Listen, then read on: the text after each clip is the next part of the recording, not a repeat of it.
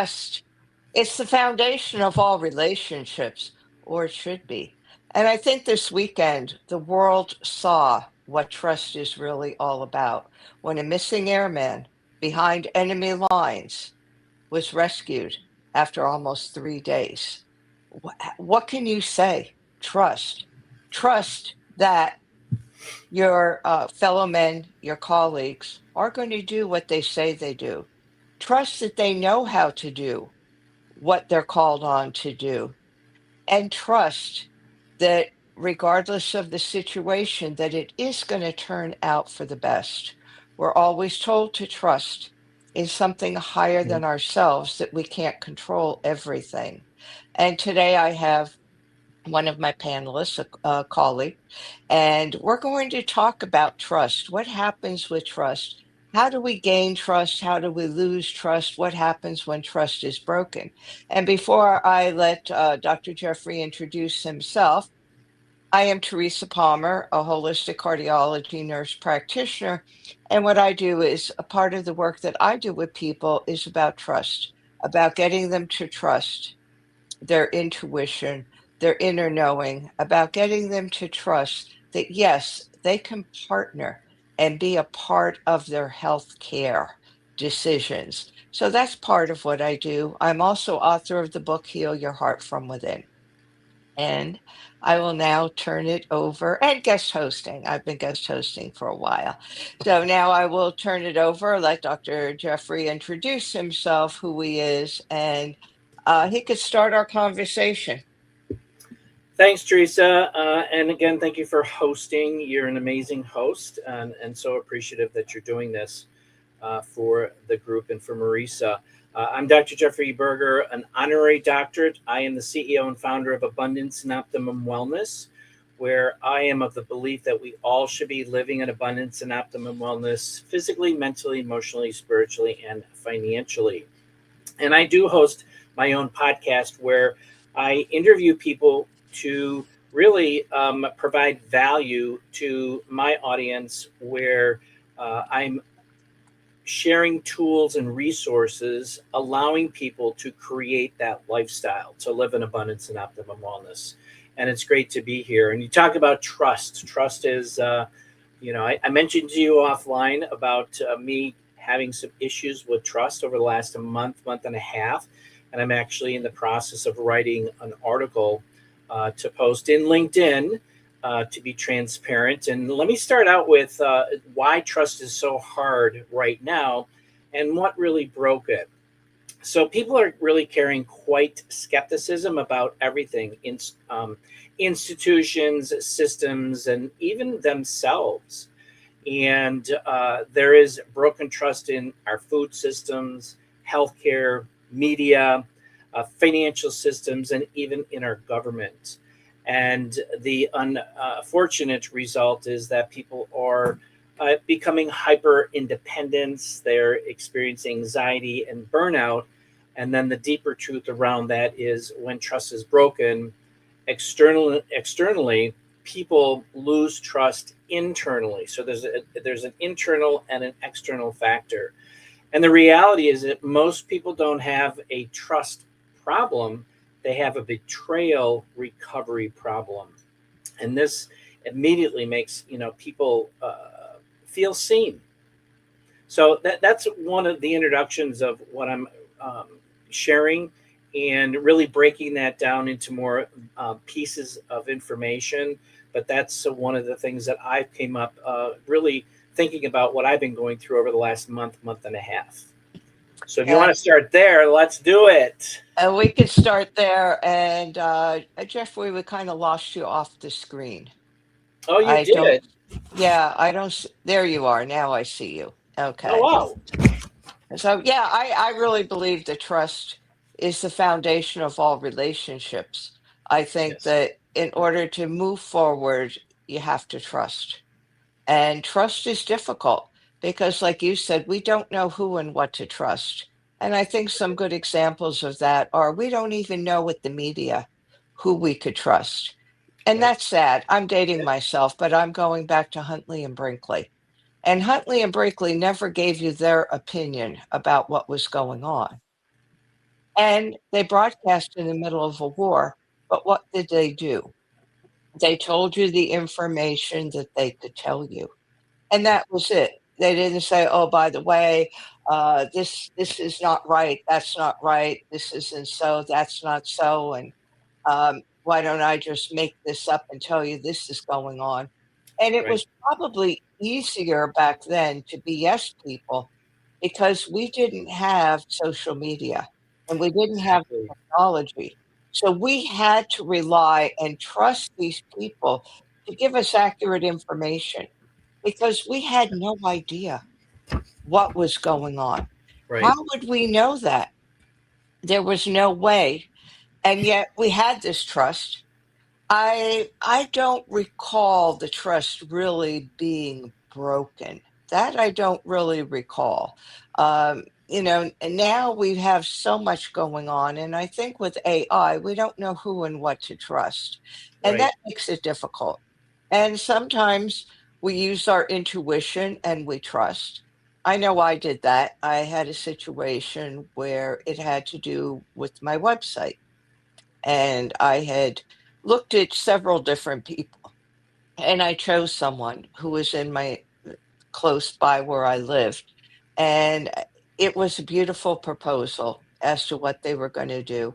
I met with the person, and it Mhm. felt good, and yet the person was a scam artist. They had no intentions of doing the work, they had no intentions of anything, and by the time I figured it out, we were already 6 months into something.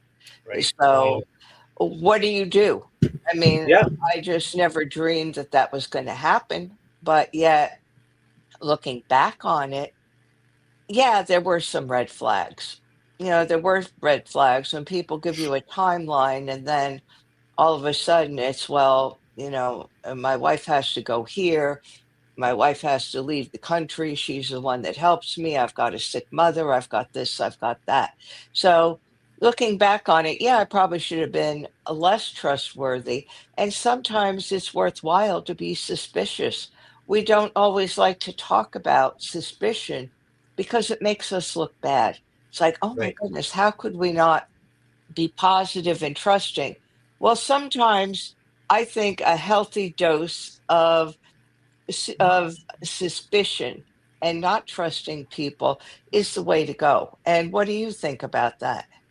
Well, you bring up some really, really great points. I do want to go back to one point you said, you know, uh, like 30, 40 years ago, and watching the news, and about that's what we had to trust. And it's funny you say that because I was thinking about that. I want to say maybe a month, 2 months ago, with the internet, with all that we have today, and with independent reporters, you look at a specific group of, I'll just say it, mainstream media, and they're reporting this.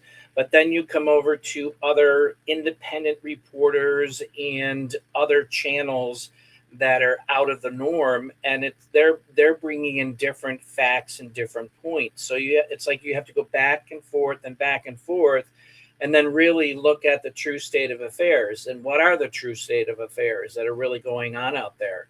Why are we being told this when this is happening? And that's so my thoughts on that was, okay, were they doing the same thing back then? I don't know, because we didn't have the internet. We had that to believe. So that has brought up, more so, I'm going to say, with regards to government and with medical, these systems that I talked about, the food systems, the healthcare, the media, and the government. What is being really uncovered? So, and the other thing too is that I'll just elaborate on what you shared about your website experience. I've experienced multiple things where I grew up as a baby boomer, to trust everybody. They're not out to harm you. Trust the health system, trust the government, trust the everybody. Well, that you can't trust everybody, and I've come to the point where that I need to be aggressive in my own due diligence and we have to become the CEOs of our life in all aspects, physically, mentally, emotionally, spiritually, and financially. And now in the past, I wouldn't step into that uncomfortable zone and ask questions. I would say, okay, okay, okay, believe them, and think that they were telling me the truth. But there's a lot of people out there like your guy who scammed you that are out there trying to make an extra buck. So now I have taken the stance where I'm going out there and just asking question until I am 100% comfortable. Plus, I want references. I want information, because when people say, well, I don't have that, I don't have a website, I do this without a website, that throws a yellow to red flag for me. Yeah. It's so important to be the CEO of your own life. And Yeah. that's some of the work I do with my patients. I always tell them, you know better than even I know what's going on with them, because we all have that inner knowing. It's just that we don't trust it. But you find people that they know when something is wrong. They know it. They may not be able to express it in the terms Right. that Yeah. professionals do, but they know that something is amiss. And if you work with them, they could help come up with a solution or a Hmm. plan or even a way to deal with it. But we're told to trust others. I Right. mean, we're always told that whether it be an organization, whether, any organization, workplaces, anything, religion, we're told to trust other people. Yeah. And we do it without question. And, you brought up about if somebody doesn't have a website. Well, I didn't think too much of websites, I'll be honest, because websites sort of lost popularity of Correct. past 4 or 5 years, where it wasn't necessary for everybody to have a website because we had so much social media. But then again, if people do take the time to have a website and it doesn't have to be fancy, then those people are committed. So I think it's a level of commitment that Yeah. you're really saying, this is who I am, this is what I do. And Well, to it's add to that, sorry to cut you off, but let me add this as well, because we've had discussions about AI, and the reason I say website, and I'm even talking about if they have their own podcast, if they have a YouTube channel, so forth and so on. This allows me. I've learned how to use AI to dig deep and ask the right questions to find out, is there any underlying facts about this particular person, this particular business, that doesn't sit right? That, is there any findings? And AI has been able to do that with some amazing, unfortunately sad results with some of the people that I've been dealing with right now, and it's been a shock, but the reality is there. But that has been a help. So there we've discussed pros and cons on AI, but I found that has been very helpful in some of the research that I've been doing. And I'm at the point where I don't trust anybody that's new, and I want them to really gain my trust. And there's a process that I'm starting to walk through, so I'm comfortable with a new relationship who's reaching out to me wanting to get engaged in a business deal, or whatever the case may be. Yeah, you bring up some good points. And, even though people may have a website, they may have a large YouTube following, they may have a large Yeah. Instagram following, you could buy that. So Right. what I look for is the engagement.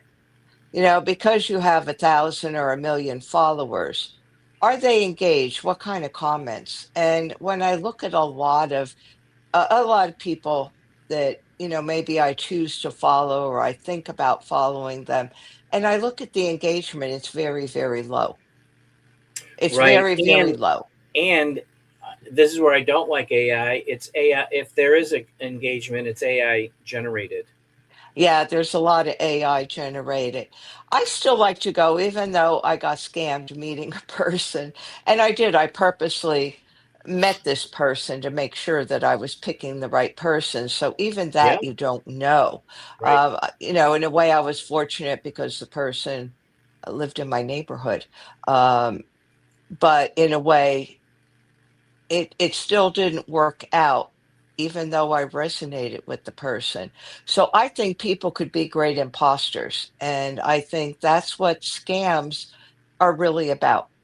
That if you could, you hate to say it, but it's really an art to be It able to is. scam somebody where they don't know that they're being scammed, and they're they're giving the trust, and the other person is using this trust to only create something of value for themselves. And it's sad, but Yeah, it I is. think it's difficult for somebody like me who knows AI but doesn't know a lot about AI. I'm getting better with it, but you don't know who to trust.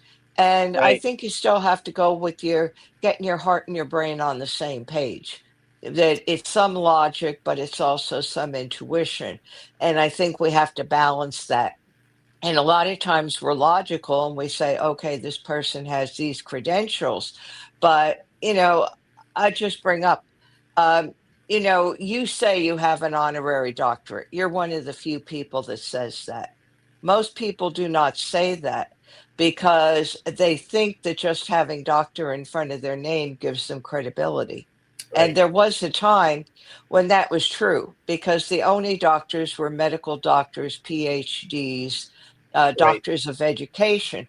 But now it's become to the point where, and I hate to say this, but anybody could get an honorary or a doctorate otherwise because there's not the same screening process that there was before. So Correct. a lot of times I think these credentials are used to misinform people. Somebody, and I've come across it where somebody's had a website, say on health and health coaching. Well, they're a doctor. But then you find out that if you dig deeper, that it's either an honorary doctorate that has nothing to do with health. It may have something to Right. do with economics or something like that. Or you find out that even though they did go to school for the doctorate, it's a doctorate in something like divinity that still has nothing to do with health. So they're misusing those credentials. Sure. And I really believe in that case, people shouldn't put the doctor in front of their name.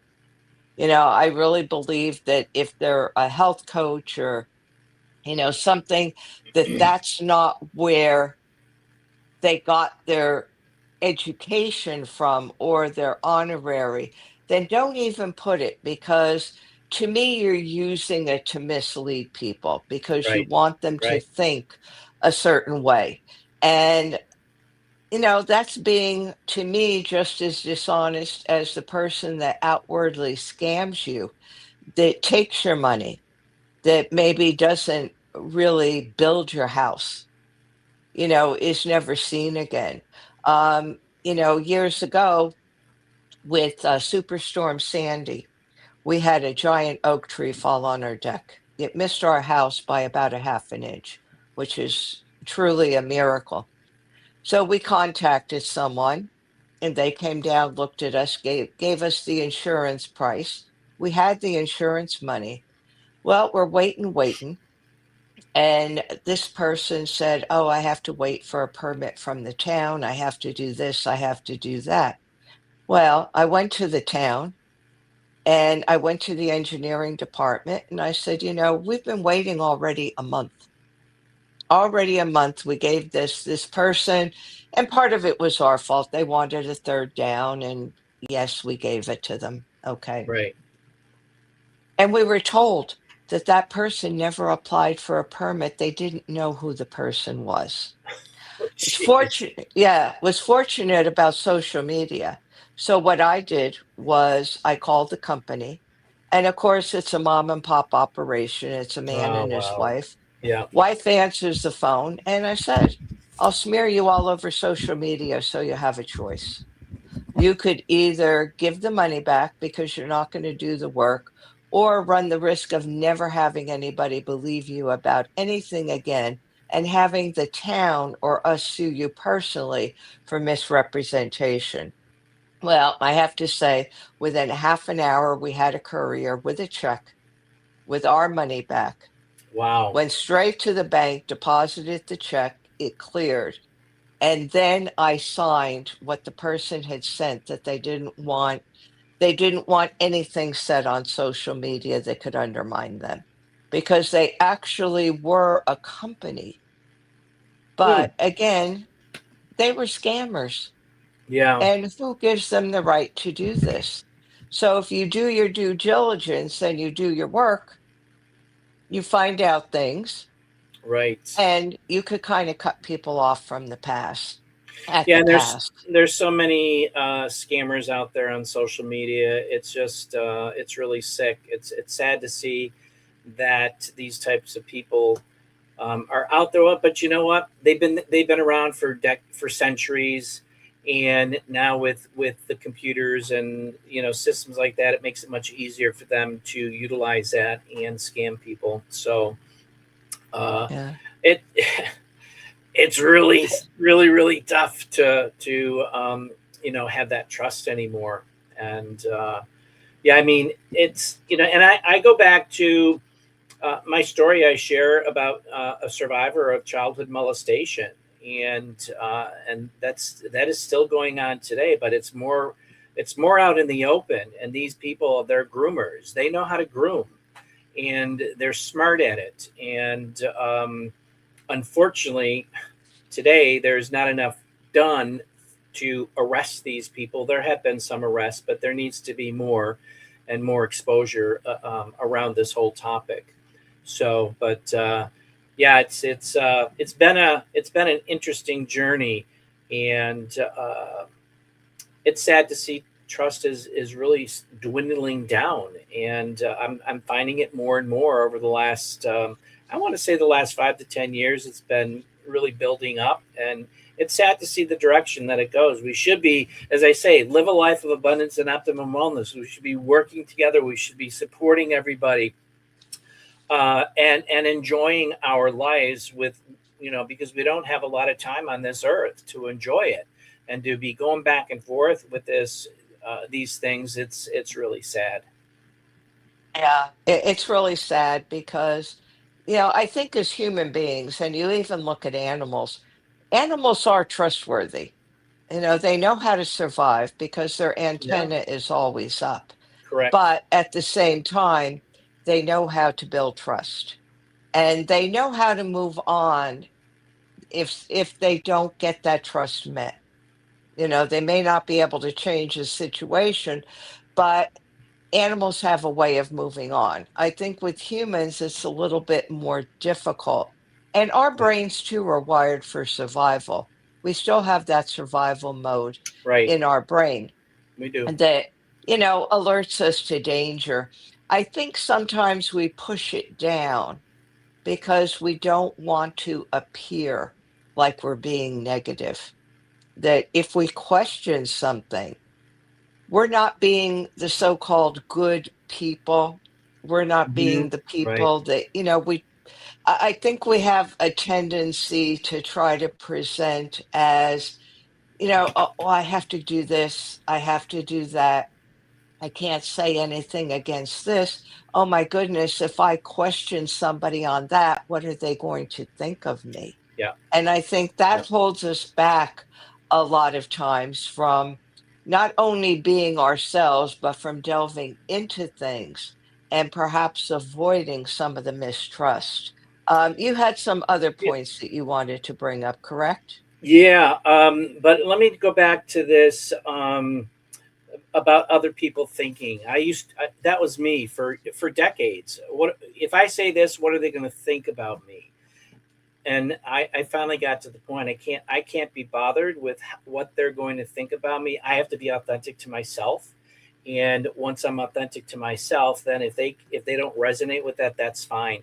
But one of the things that I have here is how to really rebuild trust so you can actually let go, because we talk about letting go, and how do we let go? It's really, really difficult. And so I've broken it down, and I'm really still diving into these three layers and assessing it for myself, and how do I fit into this. The first is self-trust. I mean, keeping promises to yourself. If you can keep promises to yourself, that is really key and important. And I'm doing that more and more, and I'm finding relief in that and comfort. Listening to your intuition again. We have that gut feeling. I've talked about that when I was, health as a health coach for a long time, and talking about that gut feeling and really going into that, because it's telling you something. There's something going on there where I ignored that, but now I understand what that really means. Discernment, not blind trust. So trust isn't naive, and it's about who and what earns your access. There's got to be an access, that layer of when can people really access your trust. And then the third is surrendering to a bigger vision, whether it's faith, purpose, or alignment. One of the things I'm dealing with right now is really fighting and tug of warring with my faith. And that's something I've been going through really since 2018 is when that was rediscovered, and I came off of all my medications. And when my doctor told me, well, you have to be on medications for the rest of your life, when in fact that is not the case. And then the purpose, and then letting go doesn't mean giving up. It means trusting the process. So what is that process that you're putting into place for yourself to have that new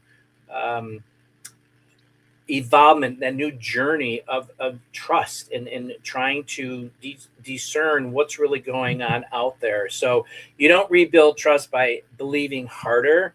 You rebuild it by becoming someone who keeps their word to themselves. And I think that is a key point that I'm starting to learn as I'm going through these different areas here in trust and writing my article.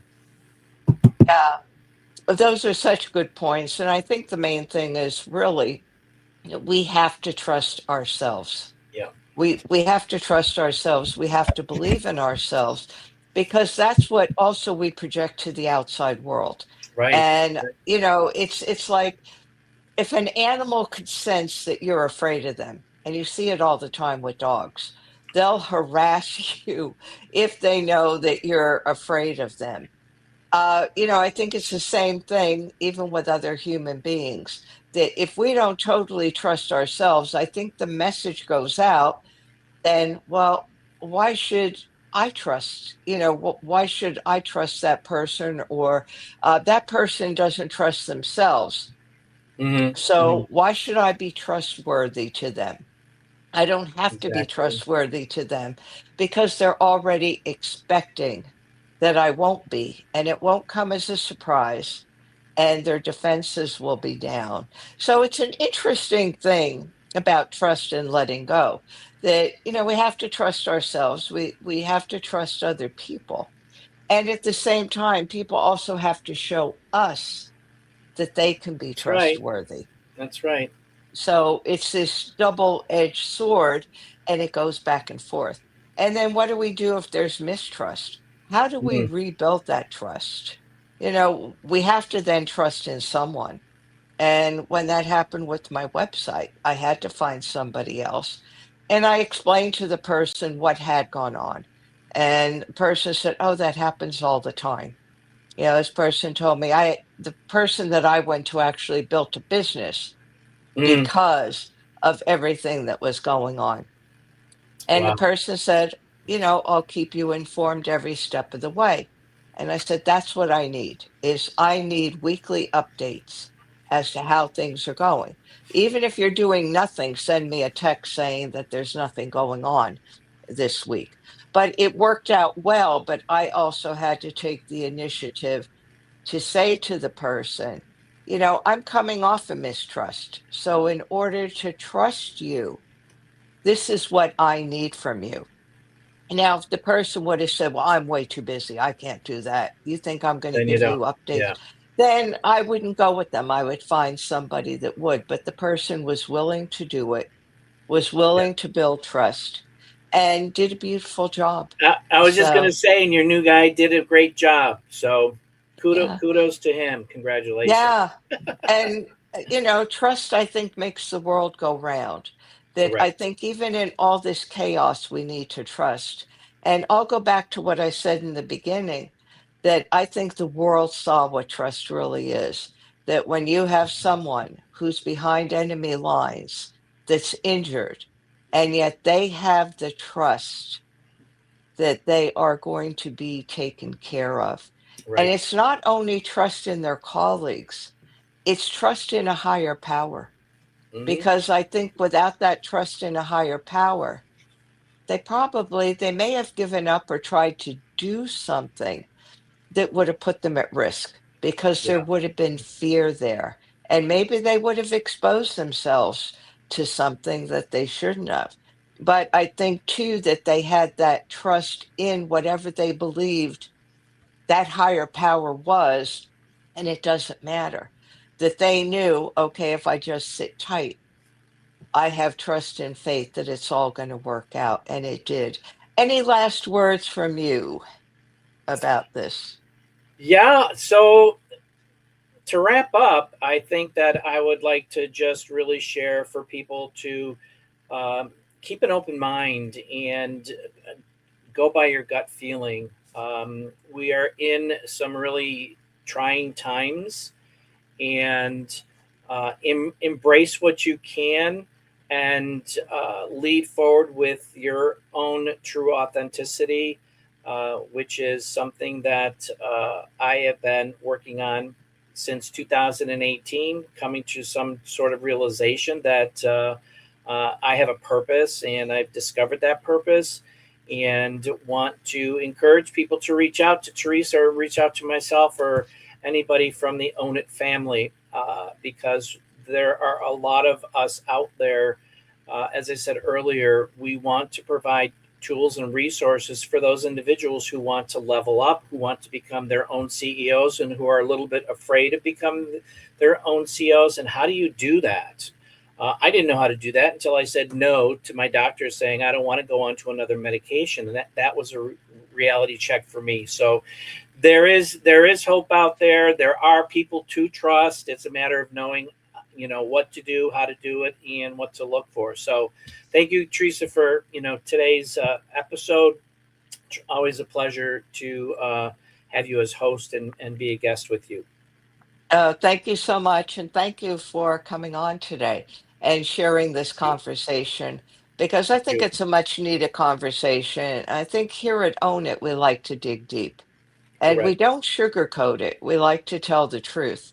And for some of our subscribers, it may be good. For other people watching, they may think, oh, but then again, take what resonates with you out of out of our conversation and use it to your best advantage. Correct. So Correct. thank you everyone who joined us. And for those that will be watching the replay, thank you so much, and as Thank you. always, live the best life that you can.